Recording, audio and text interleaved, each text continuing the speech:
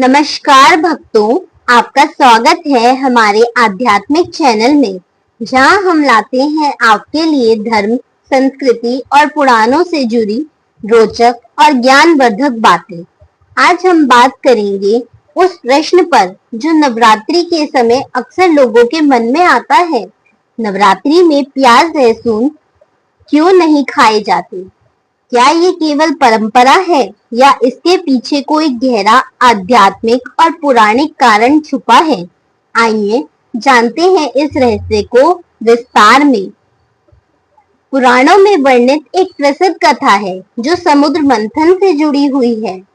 जब समुद्र मंथन से अमृत निकला तो भगवान विष्णु मोहिनी रूप धारण कर देवताओं को वह अमृत बांट रहे थे। उसी समय एक राक्षस जिसका नाम सिंहिका पुत्र स्वर्ण भानु था, देवताओं का वेश धारण कर अमृत पान करने बैठ गया।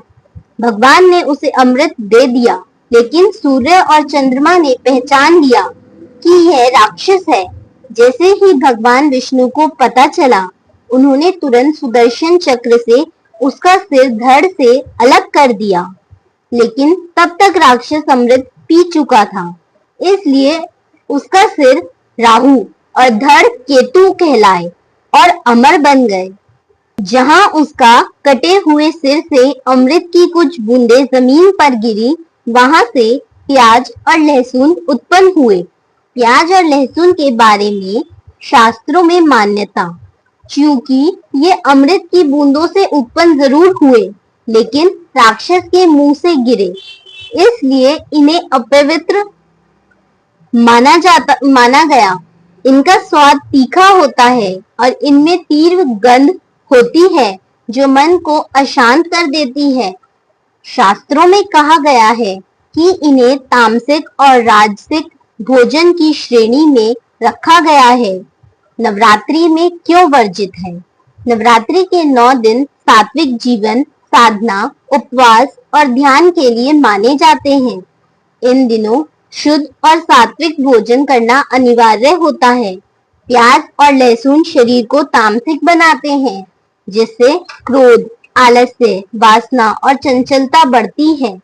इस कारण यह भक्ति, पूजा, ध्यान और व्रत में बाधक बनते हैं। इसलिए नवरात्रि में प्याज लहसुन वर्जित माने गए हैं। धार्मिक दृष्टिकोण से और क्या कहा गया है?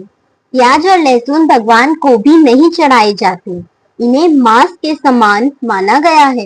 इनका सेवन शरीर से रोगों से तो दूर रख सकता है, लेकिन आत्मिक शांति और भक्ति भावना को दूषित करता है। तो दोस्तों, अब आप समझ ही गए होंगे कि नवरात्रि में प्याज और लहसुन क्यों नहीं खाए जाते। यह केवल परंपरा नहीं, बल्कि एक आध्यात्मिक अनुशासन है। शरीर, मन और आत्मा तीनों की पवित्रता के लिए यह संयम जरूरी है। अगर आपको यह जानकारी पसंद आई हो तो कृपया वीडियो को लाइक करें, कमेंट में अपनी राय जरूर दें और चैनल को सब्सक्राइब करें।